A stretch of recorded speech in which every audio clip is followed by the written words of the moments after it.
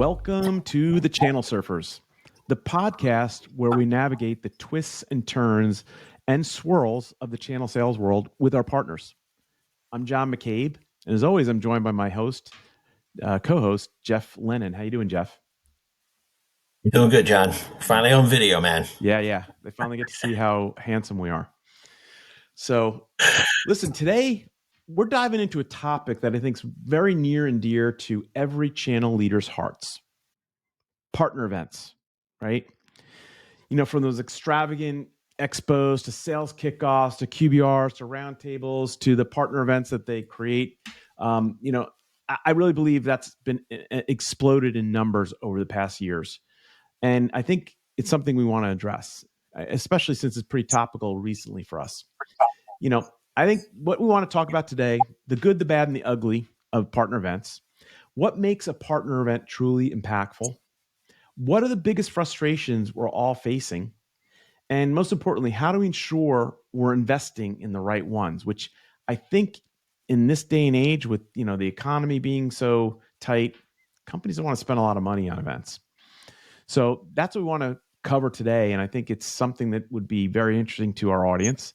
And maybe, Jeff, give me your take on what partner events mean to you. Yeah. Well, thanks, man. So partner events are tough. And I think there's a lot of thought needs to go into it. And I think you mentioned something there's a lot more events. There's national events, there's regional events, there's company sponsored events.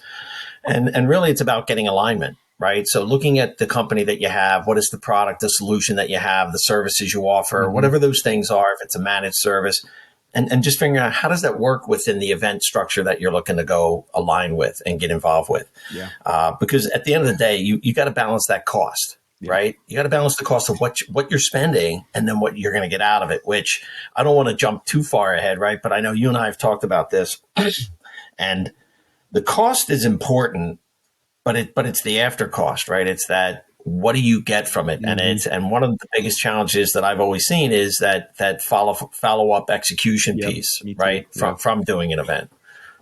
Yep. I agree wholeheartedly. I mean, I have run teams and I emphasize any event we do, there better be a meeting created after it, a meeting to create a deal, which could pay for that event a couple times over. Right.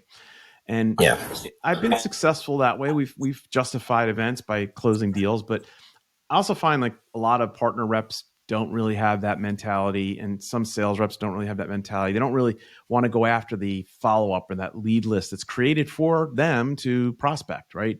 That lead list is critical.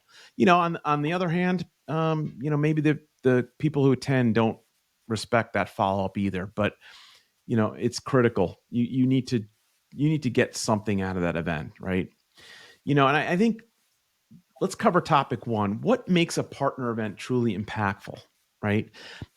For my money, a truly impactful event is when there are decision makers attending that event. It's not just some low level, customers who, are getting a break and going to a basketball game or a golf outing. An event that's focused on decision makers like CISOs or CTOs that you will have the chance to meet and network with, right? And be able to tell them about your product. Those are the most impactful events for me. I also would say, not even considering partner-like events, but like industry events like the RSA conference or Black Hat or Falcon, for that matter, for CrowdStrike Falcon. So those are different types of events, but those are very impactful. Not many partner events are that type of event. They try to get decision makers, but it's not always the case, right? So I'm curious, what's impactful for you? Because I think you and I think alike, but you might have a different opinion on that. I mean, there's a lot of alignment in kind of the thought process. And again, a lot of it has come out of just the natural process of doing events, right? Seeing successful events, not seeing successful events. Yeah. And I'll kind of take one of my favorite terms. I've used it earlier in the podcast. I'm going to take a half step back because to identify, in my opinion, right, to find something that's going to be impactful, I think it all starts. I'm a big Stephen Covey guy, and I one of my 7 habits, right, is always start with the end in mind. So what are the goals and objectives that you're looking to leverage when you go to an event? What are you trying? What is the goal, the objective that you're getting? Are you trying to build your brand awareness? Are you trying to strengthen relationships? And are you mentioned it? Are you networking? And by the way, the networking has components where you're networking with your peers, you're networking with other experts, and you're also trying to network with potential clients. Those things, to me, that's how you will tend to make an event impactful. Understanding what the goals are and you're trying and who you're sending. It's to make it truly, truly impactful. It's going to, again, I'll come back to the follow up, right? But having initial goals and objectives for the event. You mentioned Black Cat, you mentioned Falcon. Depending on the level of relationship you have with different companies, those events can be helpful and impactful to your brand. Sure. Right? Gives you brand aware. Yeah, it gives you brand awareness, so to speak. But for me, that's kind of the initial takeaway is, have you established, by the way, if you have goals and objectives, it's going to help you when you get to when we talk about the next topic, because to me, they're all connected. Having goals and objectives, aligning those things, it's going to help us drive an ROI. It's going to help us figure out what are the key performance indicators from doing an event that we want to manage and track. Because I will tell you my personal story is having been in a startup, my own startup, and having to have done events, right? Money's coming out and you're kind of paying for it yourself. And for me, I just learned early on that, I'm going to get a deal. And I don't mean that in a bad way, like I'm going to go beat somebody up to get a deal, but I want to come out of this event and within the next 8 to 10 months, I want to be able to have some business come from this event. So it was a very super high level goal. Didn't have a lot of granularity in the beginning, but that was the goal. If I can get a deal and we can close business as an organization, I not only paid for that event, but I've also given myself the ability to want to go back to it. Because I did get something and, and it's like, yeah, you're going to get a lot of leads and you're going to talk to a lot of people, right? People walk by, you scan, but to me that's the big piece, right? So having goals, having objectives, and then driving those KPIs. Let me throw some event types out at you and let's give our opinion of impactful or not impactful. Okay. Play a little game. Partner SKOs. I say, I think they can. I think they can be. I'll answer first. I think they can be. Yeah, I say yes. I think they can be. Yeah. Sponsoring partner QBRs.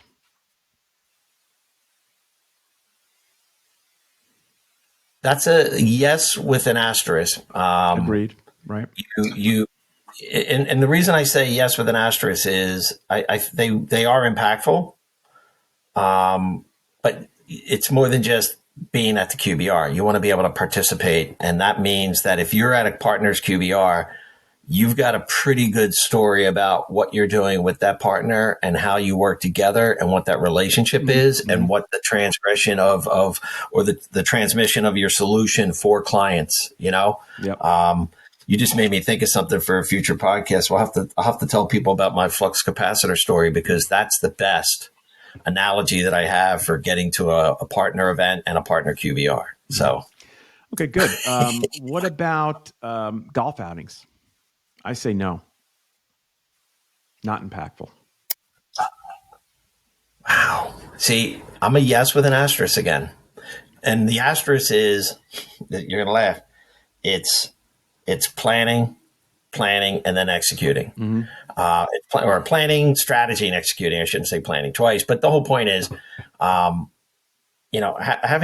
that plan and understanding what event is, who's throwing the event. Let me back up.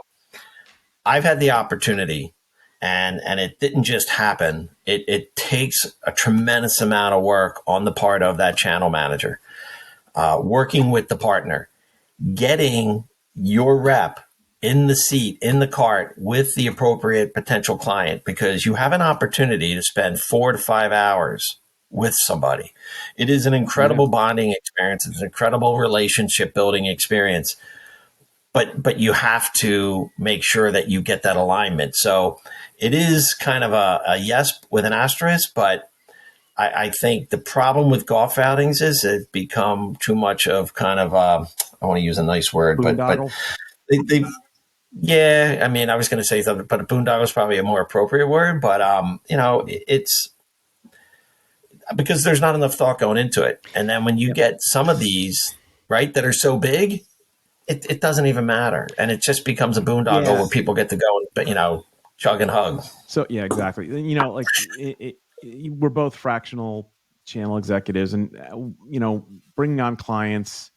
Um, the CEOs of the company that I'm working with, they were pretty adamant that they want to do partner events, but they're like, we don't want to do golf events.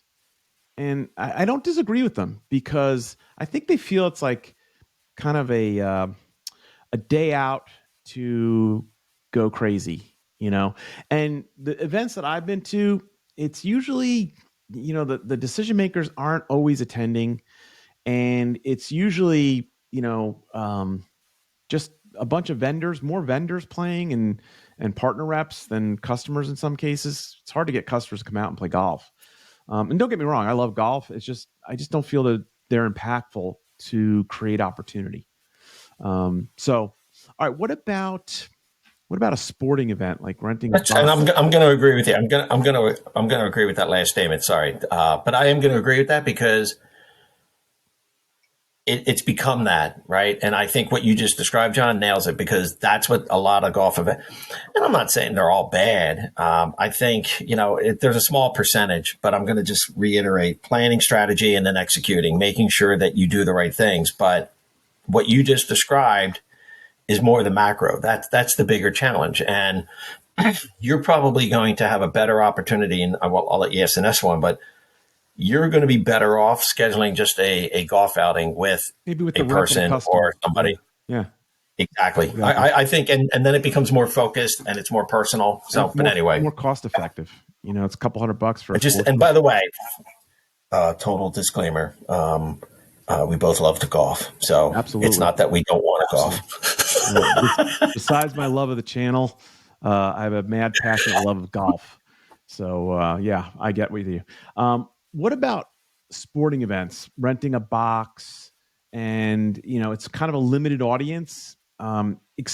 Expectations are that there's a decision maker there, but it's not always the case. I'm kind of on the fence about these, um, only because I think it's a pretty big cost, and the ROI isn't always there. But I'm not against them wholeheartedly. I think it comes down to the context of who you're trying to bring to the event. So, from a channel perspective, it is again, it's more of an opportunity to do a broad based kind of networking, right? I don't know if you're so much going to get a deal out of it, but if you're trying to reinforce the relationship between yourself and an organization as a partner, so whether you're the reseller and you have the OEM and then a customer, it's a great opportunity to bring together that triad, so to Mm-hmm. speak, that flux capacitor kind Yep, of yep. approach. Um, but it is also, I'll throw it out there. I've also looked at it as kind of a reward, kind of thank you. Like you've already done the things with somebody, so there's that opportunity. I mean, I've got season tickets for a local team here in Philadelphia, and Mm-hmm. I've had the opportunity to. It's not a box, but I've either given away the tickets to people as a thank you, and just said, hey, Mm-hmm. these are tickets, Yeah, nobody's yeah. using them, I whatever. mean, But that's okay, and that's why I'm not really against it. I think it has value, but maybe maybe seats to a game or something. A box is a lot of production. It's a lot more cost. But well, people are also doing concerts, right? I mean, yeah, concerts. That's right. Yep. again, I think it's all in the context. It's got to be there's got to be and people might get mad at this, but there's got to be both a strategic reason and then the event is the tactical execution on what you're trying to do. But there's got to be a bigger reason for why you Mhm. want to do this Yeah, and yeah, who you're inviting. yeah. I mean, I'll just I'll just say as an example, working as a partner, there was working with a partner, I should say. They wanted to invite an executive to an event. And there's nothing wrong with this, right? Well, the executive wants to bring somebody else from his company, and then he also wants to bring either his wife or one of his kids, and it's like, what do you do? I was just gonna Um, say that. Yeah. I Yep. I've had a couple partners, and actually, I'm going to give a shout and kind of a shout out to some of the Midwestern, I'll say Midwestern kind of TOLA, where that's completely open and welcome. Like they actually welcome that, and Right. I I'm not found it against it. really I'm not against it. refreshing. No, I think it's okay. I was gonna say, hey, what about a Taylor Swift concert? You know, damn well that executive is gonna want to have his daughters going to that game, that concert, right? And that's okay as long as the executive is represented there and not just his daughters. I mean, I'm okay with that. But I think concerts, sporting events, they are somewhat impactful. You have more intimate time to talk with that person. You're face to face with them longer, and you can really get to know them. Versus a golf outing where they might be in another group, and you don't get to talk to them the whole day, and you don't get to network, right? So yes, I think those are impactful. I'm not against those.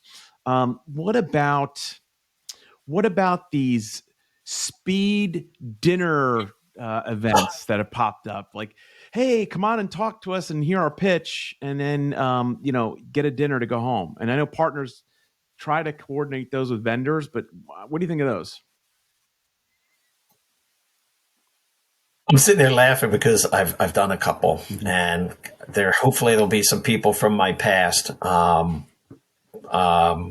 So I did them. I was very good at them. I'll just leave it at that. And I'm laughing here because it is kind of funny. First of all, I think it takes a unique person, a unique personality. Not to say that I'm special or anything, but you have to be able to have your pitch in a conversational way, Mm-hmm.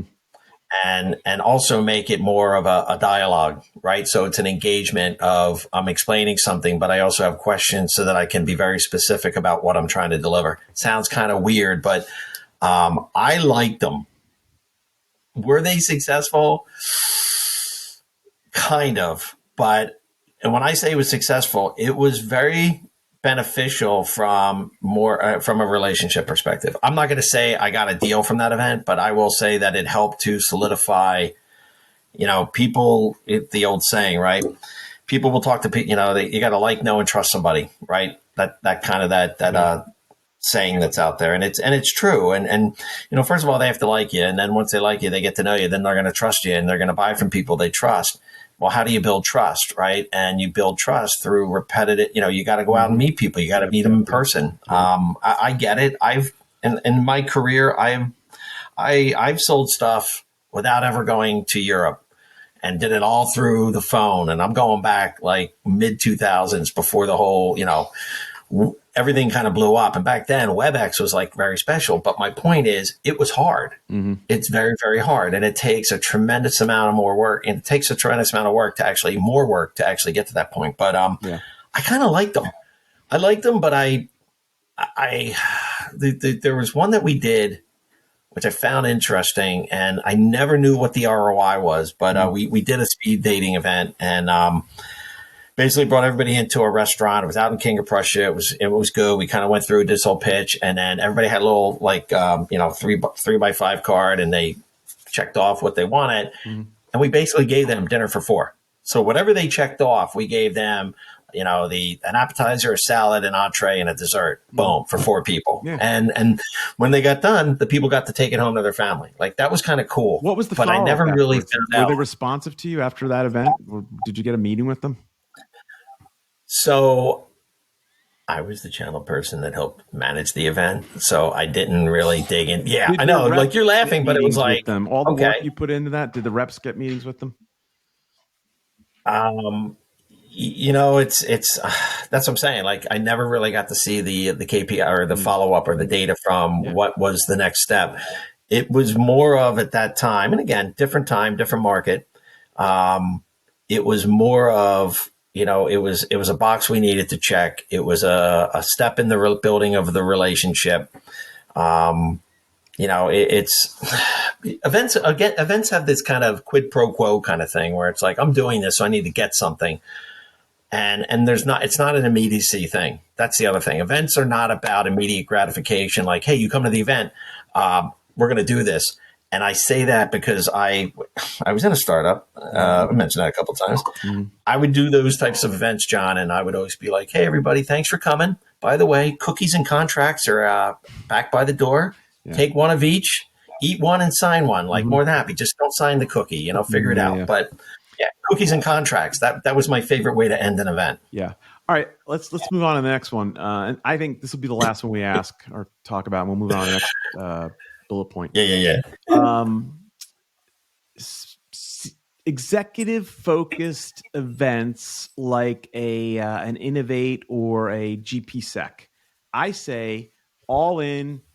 They're the best type of event you can spend your money on, and I've had great success at both of them. And I've seen them grow in popularity over the past few years.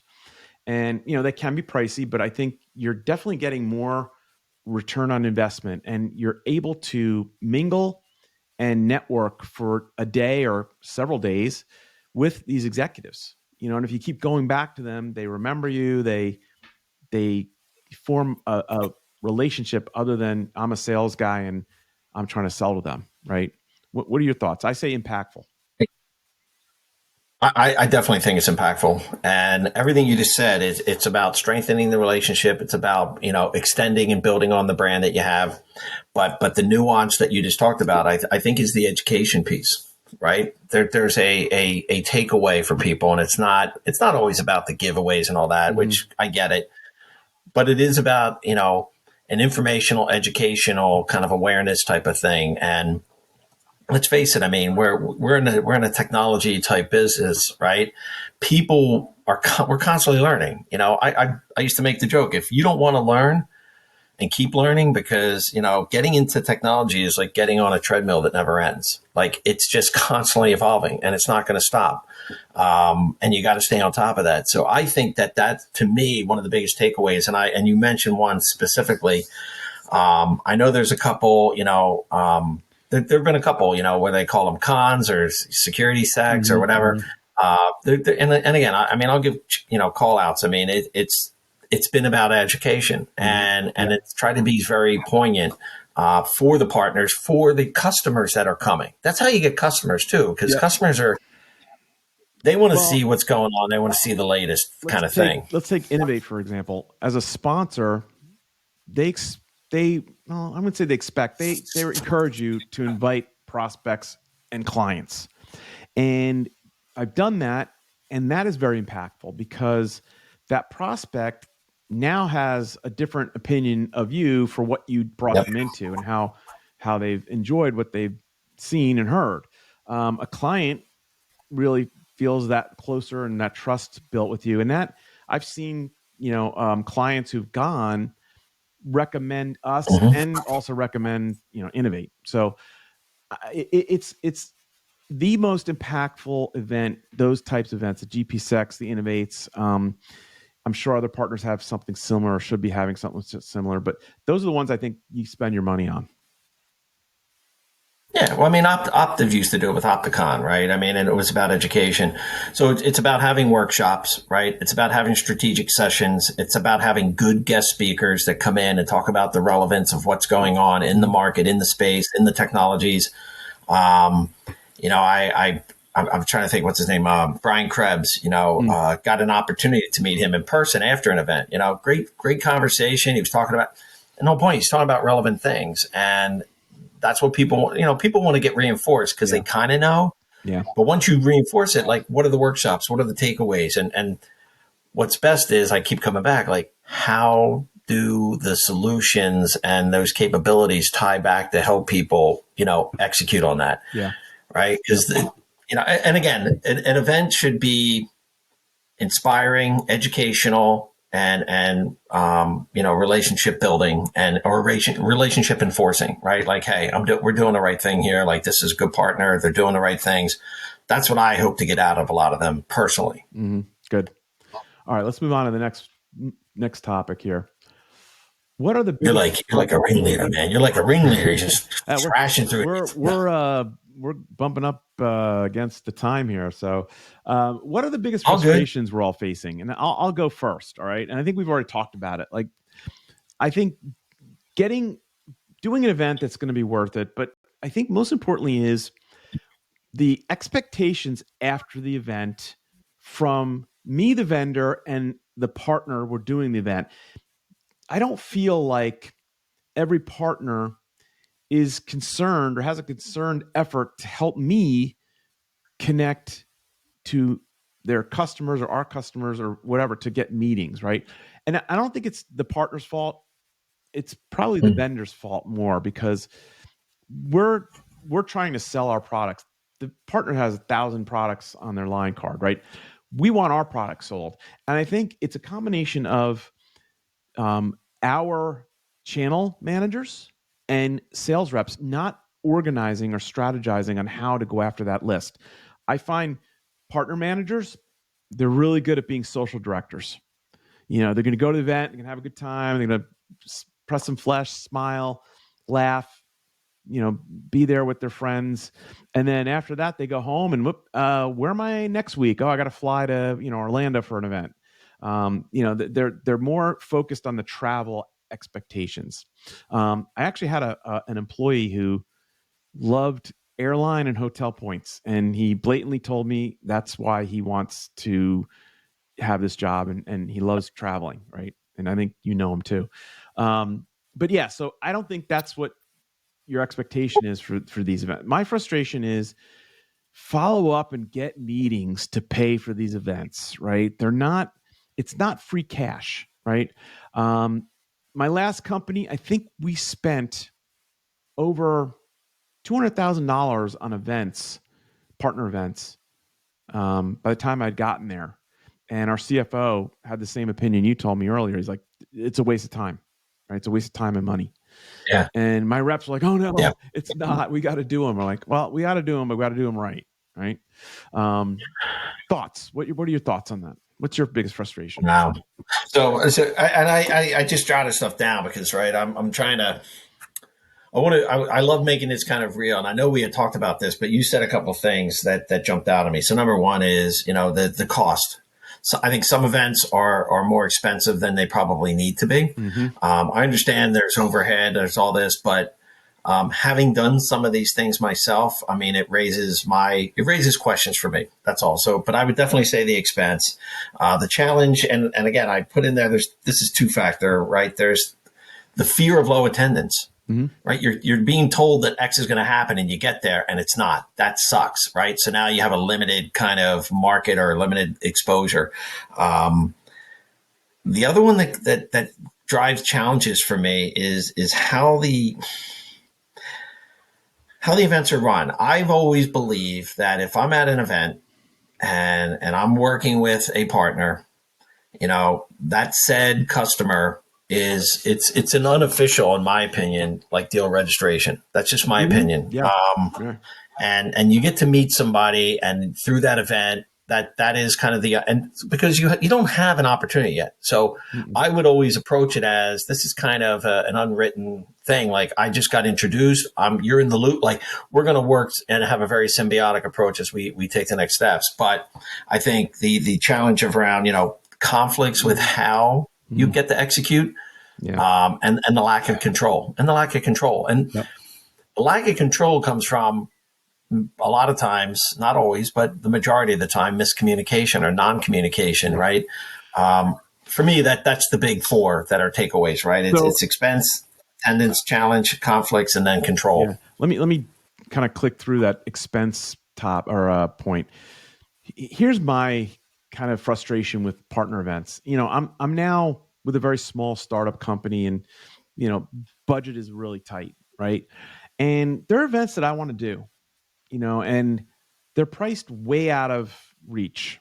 An SKO for $45,000, a security conference, the low end is like 17.5 to get in. Some companies that might not be a big deal for me, and where I'm at right now. Yeah, that's a big deal, right?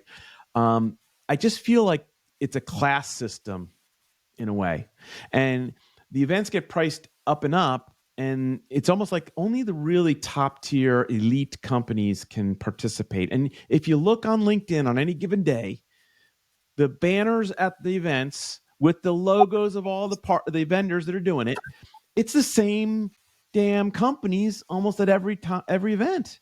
And I'm not going to name names, but there are some that just have money, and they just automatically, it's like on cruise control. Whereas a company like mine, I mean, God, if I can get an event, I'm like in the 5K range where that's kind of manageable. It just, they're not a lot of those. So my biggest frustration is Yeah. pricing them out of reach for every one of your partners. Now, some partners require that you bring them deals. Actually, all of them do, and I'm okay with that. That's not something that frustrates me. I think that should be done automatically. We should always bring partners Regardless. deals, right? I just think if you're bringing deals and you're closing business, there should be some consideration that some of the events price them where they can, or have a startup pricing model that companies like ours can take advantage of that, right? That's my biggest frustration. They're great events, don't get me wrong. It's just we can't afford them. So I don't disagree with what you said. I think the challenge is those events, like you're at a small company. I'm working with small companies as well. The challenge is we don't have that breadth of scale, right? So a lot of these events, they're specifically looking for the products that have a much more transactional consumption model so that they can get the repeatability out of it, right? That's really the driver there. And that's where a lot of those have the check boxes, John. That's why they're doing them, because they have that transactional piece already built. So when you think about the channel, right, they're in a much mature, they're up here. They're in the mature, right? They're already, and maybe they're even coming down, but they're at a mature level. Yeah. You're down here. There's a book by Michael Moore, right? Crossing the Chasm. That's kind of where you are and I am in a respect. So what I would say is this is where you got to get creative from a channel perspective. There are other types of events, and it kind of sucks because you're like on the B track, right? But they are important events. They're more regionally focused. There's different groups, B sides, things like that. ISSA, those are really good events. Yeah. Right. But that's an opportunity to kind of get in at a little bit more grassroots level, start to build that war chest, start to build out that brand. That's kind of where you have to go. But so I don't disagree. What I do have the challenge is, so some of those events make sense, and I get why the bigger companies are there. And I think I shared a story with you. I remember back, and I think it was 2009. And I was at a large industry event, and I'll never forget it. I mean, it kind of sent ripples because Oracle decided not to show up. They had a 40 by 40 pad, and it was just empty. And you knew it was Oracle, and they just were like, "Yep, we're not going to come." And it was kind of this shift that took place. And the next year, there were a couple larger companies that decided they didn't need to be there either. Yeah. So people think, like, does that mean that event's not important? Well, part of it was they weren't seeing the value. They weren't seeing the results. They weren't seeing what were they getting out of it. They don't need that face value of that event. They don't need to be on the floor and their logo in everybody's face. They can do meetings around it. And I've been with small companies. We don't have booths at RSA or Black Hat. We just have meeting space, which is more effective. You want to talk impactful? That's impactful because you create meetings with partners and customers there, right? But that's a funny story. And I was at an event. I was at I think it was it was RSA a couple years ago, and there was a protest going on outside, and one of the vendors was actually taking part in it, and RSA booted them out of the event. So their booth was empty the whole time during RSA. I forget who the vendor was, but yeah, like not that it relates to what we're talking about, but I just thought it was a funny story to tell you. So, yeah. Well, look, I know we're coming up on the top, and I know you want to tie off, so I'll kind of start the last this topic. Time. But let's talk, it's go ahead. Yeah, sorry, man. So what is most importantly, what do we do to ensure we're investing in the right events? Right. And you've had a lot of great ideas, and we've talked about it throughout this whole podcast, but what do we do to ensure we're investing in the right ones? I can give you my topics, but I want to hear you first. Yeah. So for me, it's the alignment with the partner that you're working with. What does that alignment look like? What is the repeatability? Do you have goals and objectives that are set with that partner at a high level from a sales? We're going to go to market. We're going to drive X amount of revenue together, right? You need to have a target. You need to have a goal. I also think, having and making sure that you've got look, you're going to scan a lot of people, but having a good way of gathering the data of the people that you do run into, because probably less than 6% are going to be worthwhile targets. And I mean that respectfully, because not everybody there is looking for a solution. A lot of them don't even know that they have a problem Yeah. that needs to be fixed. Um, but making sure that you actually look to have an organized plan, which I keep talking about, Mm-hmm. and really just making sure that the relationship is there. Yeah. Yeah. And by the way, also making sure that you have swim lanes so that you understand what the rules of execution will be from a follow up perspective, and making sure that there's an understanding of, here's the sales motion and here's the communication path that we're going to take together. And then I hate to say it, man, follow up, follow up, Oh, follow up, absolutely. right? Yeah. No, those are all great, criteria. So my number one criteria is: are there decision makers going to be at the event? If it's a boondoggle type event, I'll pass. I think there are too many non-decision makers, and you're spinning your tires trying to, get a meeting, because they aren't that, they're not going to be able to help you get to that next level. Maybe some will, I don't know, but having decision makers at an event, making sure it is, the regional reps can take advantage of the clients that are going, right. Don't just do an event in like Omaha, Nebraska, and you don't have a rep there. That doesn't make sense. Focus on events that are in your regional, or your reps regions. So number one, it's That's a close good to one. them. That's a Travel, good one. yeah, travel's not difficult.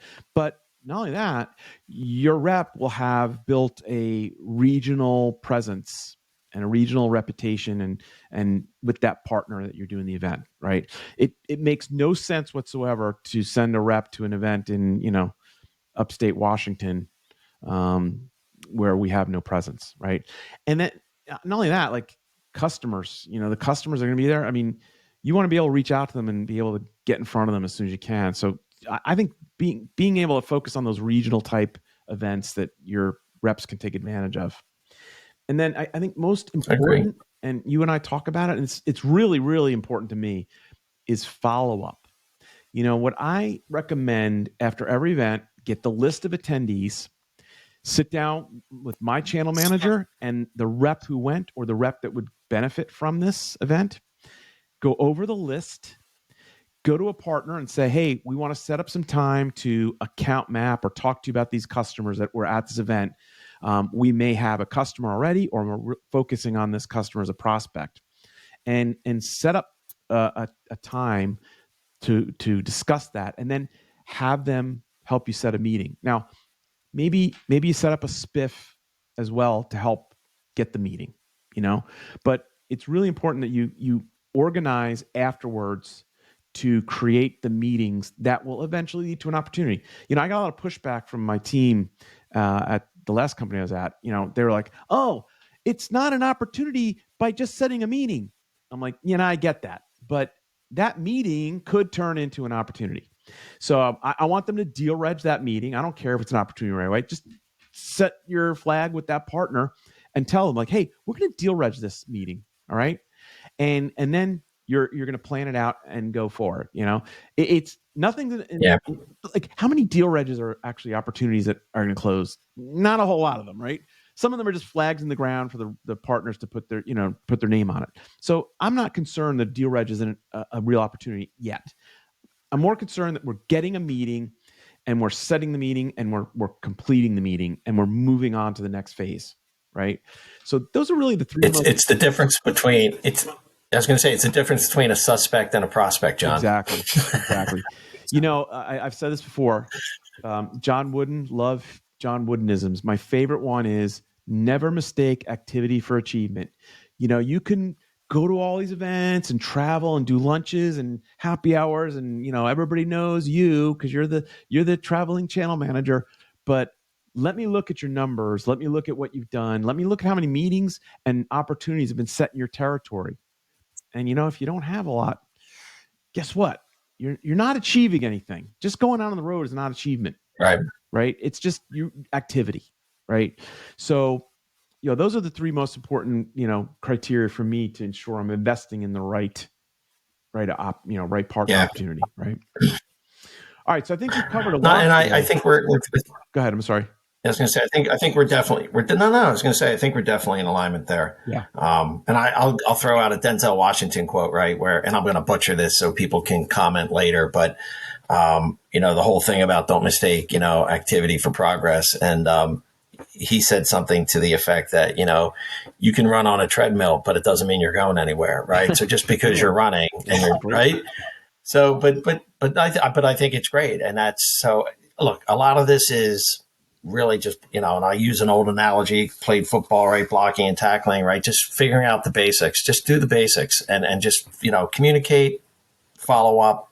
You'd be surprised what can happen. We are all in sales, and it's important for us to create the opportunity. It's really important when it closes, right? Because we get commissioned and we have a number to meet, and it's how we keep our jobs, right? So I think everybody has to go into a channel role thinking that, and partner events are no different. Go into it expecting it's going to be business.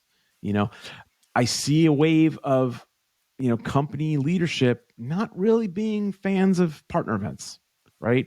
And I think if we could change some things, make it more affordable, make the audience a little more focused on hearing what we want, what we're selling, and doing the little things, it might change leadership's mind. But I think right now there's been so many events, Agreed. like an overwhelming amount of events, and you see partners that are growing and they're starting to do the events, right? And more power to them. I'm not against events, don't get me wrong. I want to make it fair and equitable, and I want to gain the most opportunity and ROI out of those events for my company. So Agreed. No, I agree, man. Well, this was good. Yeah. It was good. I'm sure we pissed off the marketing people. No offense. Don't get me started. But I mean, it's look to me, it's and this is our opinion. This is just a combination of opinion through experiences, and having done some of these, and like I said, I don't want to before I let you close it out. I mean, tremendous amount of great events out there, and some super like great marketing people. Put it this way: when you do certain events, like you just know, like they're clicking, man. They're hitting on every cylinder, and it's amazing. And you walk away, you feel good. The prospects feel good. Everybody walked away with something. We've learned something, and we've been able to continue the dialogue. Look, the greatest feeling is when you get a partner calling you after an event and saying, "Hey, my client liked what they heard when they saw you at the the expo or GPSec or wherever it was," and you're like, "Great, let's talk. Let's set up a meeting." Right? That's what it's all about. And I think again, the right mentality and focus that will basically change the way you can realize these events, right, or do them. So I think we're up on time, but this was a great topic. I hope everybody got something out of this, because it's something Jeff and I talk about quite frequently, because we're in that same boat right now. But it's a struggle. Yeah, it's a struggle, man. It is, and it's part of what we do. It's part of channel leadership's daily routine, right? So listen, thank you all for listening. We appreciate everybody who's a fan and listening. Means a lot to us. You could find us on the web at www.channelsurfers.com. Our YouTube channel is at Channel Surfer Guys. And then you could find us right now on Apple Podcasts and Overcast. So until the next episode, Jeff, thank you for joining. Always a pleasure. Thank you, man. This was fun. It was. Good deal. Thanks, Jeff. All right, man. Have a great one.